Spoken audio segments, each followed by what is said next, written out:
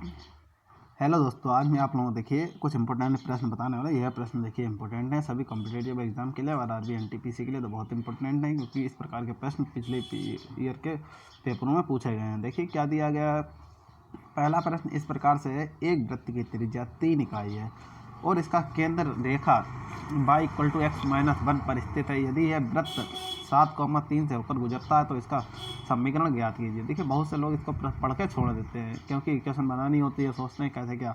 अब बिल्कुल सरल सवाल है। क्या वृत्त की त्रिज्या बराबर कितनी दी है? 3।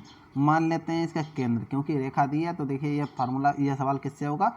वृत्त के समीकरण। वृत्त का समीकरण क्या होता है? x - h का whole square plus y - k का होल स्क्वायर इक्वल टू क्या होता है? r का स्क्वायर। ठीक है, तो यहाँ पे h और k क्या होते हैं? वृत्त के केंद्र के निर्देशांक। तो वृत्त का केंद्र मान लेते हैं। वृत्त का केंद्र माना है, मान लिया भाई। वृत्त के केंद्र क्या मान लेते हैं? एक मानते हैं, जैसे एक्स वाई जेड कुछ भी मान लीजिए, पी मान लिया। अगला क्या हो जाएगा? रेखा से भाई p - 1। ठीक है, सबको समझ में आ गया। इसी फार्मूले में रख देंगे, x - p का होल स्क्वायर हो जाएगा प्लस y - k की जगह क्या रखेंगे? p - 1, तो p + 1 हो जाएगा, क्योंकि इस वाले माइनस से ये वाला अंदर वाला माइनस प्लस हो जाएगा का whole square equal to r की जगह क्या लगेगा? 3 का स्क्वायर। भाई देखिए किस बिंदु से यह निकलना है? वृत्त बिंदु 7,3, तो 7x की जगह रख देंगे भाई p का होल स्क्वायर प्लस y, और y का मान कितना? y का मान है 3 माइनस p + 1। 3 और 1 कितना हो जाएगा? या 3 और 1 कितना हो जाएंगे? 4। ठीक है, इसका होल स्क्वायर है, ये 9 हो जाएगा। भाई इक्वेशन सॉल्व कर लेंगे, बिल्कुल सरलता से हो जाएगा सवाल, कोई दिक्कत ही नहीं है। ठीक है, ये मैं ऊपर वाला उड़ा दे रहा हूँ सबको। ठीक है, वृत्त का केंद्र देखिए निकाल लेंगे और इसमें इसी समीकरण में रख देंगे। वृत्त की जो समीकरण थी इसमें मान रख देंगे, काम हो जाएगा। ठीक है, देखिए इतना तो हमने कर लिया था, अब आगे चलते हैं। देखिए भाई ये हो गया था। अब क्या करते हैं? देखिए ये हो जाएगा 7×7 = 49, ये हो जाएगा p², ये हो जाएगा 7×14 p। अगला क्या बनेगा? ये प्लस 3 और 1 4 हो जाएंगे, यानी कि 4 का स्क्वायर 16 प्लस p²। ठीक है, और 2 चक्कू 8, 8p माइनस 8p। ठीक है, माइनस 8p बराबर क्या हो जाएगा? 9। तो देखिए ये पहले p² कितना हो जाएगा? 2p²। ठीक है, ये कितना हो जाएगा? 14p और 8p 22p। ठीक है, माइनस के, अब ये 49 और 16 कितने हो जाएंगे? प्लस के 65, प्लस के 65 खा लिए 65 हो जाएंगे इक्वल, ये -9 इधर उठा लाए बराबर 0। ठीक है भाई, ये कितना बन जाएगा? 2p² माइनस 22p, ये 65 से 9 चले जाएंगे, इसकी जगह क्या लिख सकते हैं? 56। ठीक है, 2 बाहर ले लिए, 2 बाहर ले लिए तो यहाँ पे p का स्क्वायर माइनस यहाँ पे क्या बचा है? 11p। अब यहाँ पे प्लस, ये 56 बचे थे तो 28 रह जाएंगे। ठीक है, 28 बराबर 0। ज़्यादा स्टेप में नहीं बनाओ, 2 को इसके नीचे बीत देंगे 0 के, तो ये 2 भी हट जाएगा। अब देखिए इक्वेशन क्या बन गया, मैं पूरा हटा दे रहा हूँ। p² minus 11p plus 28। ये देखिए इक्वेशन है, क्या है? p का square minus 11p plus 28 equal to 0। देखिए जोड़ने पर 11 बनना चाहिए, मल्टीप्लाई पर 28। क्या इक्वेशन? तुरंत सॉल्व कर लेंगे। p² माइनस ये 7 प्लस 4। ठीक है, और ये p प्लस 28 बिल्कुल सॉल्व कर लें। सवाल सरल है। ठीक है, थोड़ा वक्त ले सकता है, लेकिन ये है कि आपको देखिए एक एक नंबर से काम होता है।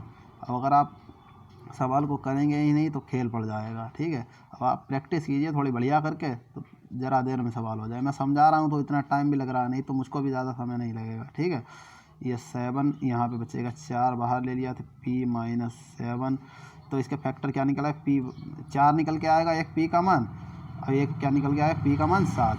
बस काम हो गया। ठीक है, आपको समझ में आ गया होगा। p का मान एक 4 नहीं, p - 1। ठीक है, ये p के मान निकला है 4,7, बस उसमें रख देंगे। देखिए x माइनस क्या था? p का होल स्क्वायर, और इधर था x माइनस p प्लस 1 का होल स्क्वायर। ठीक है, इक्वल टू क्या है? 9। ठीक है, यही तो था। अब इसमें देखिए p का मान क्या था? p का मान रख लेंगे, p का मान हमने 4 रखा। ठीक है, p का मान हमने 4 रखा भाई, 4 रख दिया, ये स्क्वायर हो गया प्लस यहाँ पे y - 4 प्लस 1 का होल स्क्वायर कर दिया इक्वल टू 9।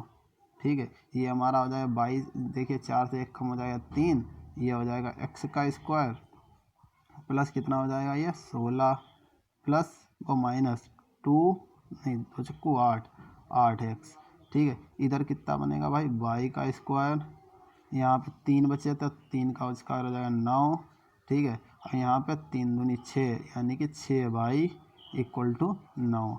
ये वाला 9 इधर के लिए उठ के आएगा तो ये वाले 9, 9 से 9 कट जाएंगे तो x² + y², ये फार्मूला बन जाएगा x², समीकरण y² और क्या बनेगा भाई, 8x - 8x प्लस वो -6y और क्या है प्लस के 16।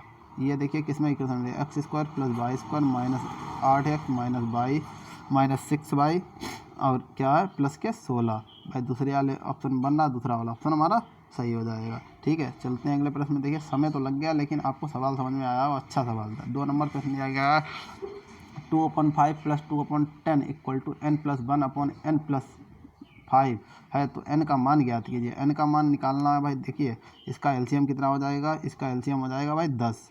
कितना हो जाएगा 10।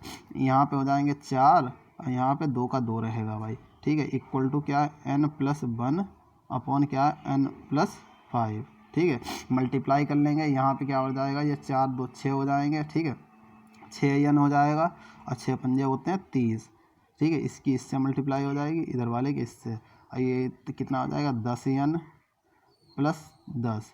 ठीक है, ये मैंने 10n की तरफ भेज दिया 6n तो कितना बचेगा 4n, और ये मान लेते हैं 30 के तरफ 10 भेज दिया तो ये बचेगा 20।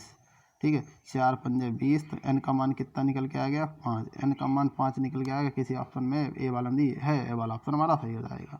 देखिए अगला प्रश्न यह, वह छोटी से छोटी संख्या ज्ञात कीजिए जिसे 35, 40 और 60 से विभाजित करने पर प्रत्येक मामले में 7 शेष बचे। 7 शेष बचना है भाई, इनका सबका एलसीएम निकाल लेंगे। 35, 40 और देखिए 60 का एलसीएम, इनका सबका एलसीएम निकाल लिया।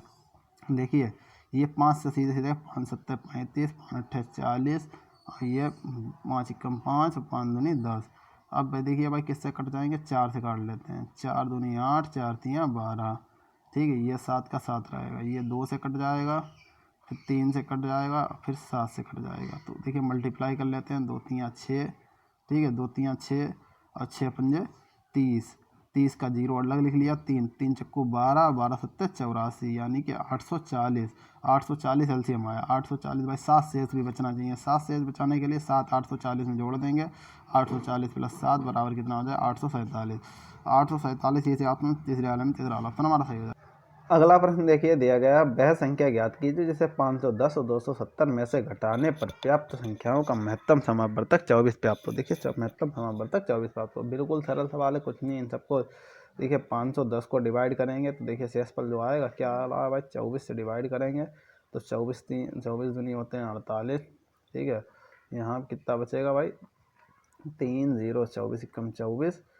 ठीक है, तो यहाँ पर देखिए शेषफल क्या आ रहा, 6 आ रहा। 270 को भी डिवाइड कर लेंगे 24, राम राम। ठीक है, 270 को 24 से डिवाइड करेंगे, 24 × 24, यहाँ पे बचेगा 3 0। यहाँ पे भी शेषफल क्या बचेगा 6। तो अभिष्ट संख्या क्या हो जाएगी 6, हमारा डी वाला ऑप्शन सही हो जाएगा। इनमें से कौन सा जल में घुलनशील विटामिन है, जल में घुलनशील विटामिन कौन सा है भाई, विटामिन देखिए बी और विटामिन सी जल में घुलनशील होते हैं। वसा में घुलनशील कौन से होते हैं, ए डी ई और के। ठीक है, इसमें हमारा बी वाला ऑप्शन सही हो जाएगा। अगला प्रश्न दिया है, गवर्नर जनरल लॉर्ड डलहौजी ने किस साम्राज्य को चेरी का नाम दिया था, तो अवध साम्राज्य को। ठीक है, तीसरा ऑप्शन हमारा सही हो जाएगा। देखिए अगला प्रश्न दिया गया है, 3, 5 और 15 का चतुर्थ समानुपाती ज्ञात कीजिए। इस टाइप के मैंने देखिए पोस्ट भी पे प्रश्न डाले थे, बिल्कुल सरलता से निकाल लेंगे। क्या दिया है, ये दिया है। ठीक है, चौथा वाला हमें निकालना है। देखिए बिल्कुल आपने किया होगा इस टाइप का प्रश्न, इस टाइप से। ठीक है, तो 12:x ये निकालना है, चतुर्थ निकालना है। ये क्या हो जाएगा 3/5 इक्वल टू क्या हो जाएगा 12/x मान लेते हैं। चतुर्थ अनुपात मैंने x मान लिया, ये इधर के लिए मल्टीप्लाई हो जाएगी, इधर 12 पंजे 60 और 3x। ठीक है, 12 पंजे 60, ये 3 से कट जाएगा तो ये कितना आ जाए 3 दूनी 6। x बराबर कितना आ जाएगा 20। x बराबर 20 दिया, बी वाला ऑप्शन में, बी वाला ऑप्शन हमारा सही हो जाएगा। अगला प्रश्न दिया है, यदि ए का वेतन बी के वेतन से 50% अधिक है तो बी का वेतन ए के वेतन से कितने प्रतिशत कम है। देखिए भाई उन्होंने कहा बी का वेतन मान लेते हैं, बी का वेतन मान लिया 100% है। ठीक है, तो उन्होंने पूछा ए का वेतन बी के वेतन से 50% अधिक है। बी के वेतन से भाई 50% यानी कि 150% हो गया। ठीक है, तो उन्होंने पूछा है बी का वेतन ए के वेतन से कितने प्रतिशत कम है। भाई ये कितना प्रतिशत कम है 50। 50% कम है, ठीक है। किससे भाई? ए से। ए का प्रतिशत कितना है? 150, ठीक है। मल्टीप्लाई 100% निकालना है। 0 से 0 कट गया, 5 कम 5, 5 3 15, कितना हो गया? 100/3। 100/3 का मतलब होता है 33 सही 1/3। हमारा देखिए सी वाला ऑप्शन सही हो जाएगा। मिलते हैं अगले वीडियो में, आज के लिए इतना रखते हैं। अगर वीडियो अच्छी लगे तो वीडियो को जरूर लाइक करें। अगर कोई सुझाव है तो आप लोग कमेंट में सुझाव दे सकते हैं, ठीक है। और thank you for watching my video.